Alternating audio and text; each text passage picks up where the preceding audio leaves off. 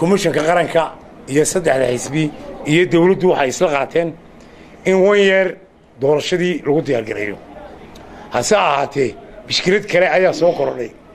mishkiladda kaloo ah ninka la yiraahdo Saleebaan Gaal ilaa dagaaladii sokeeyay waxaad moodaa inuu ku takhasusay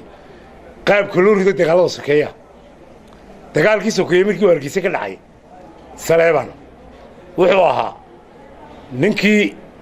intuu ka baxay halkan burca tegey ee lacagta loo dhiibay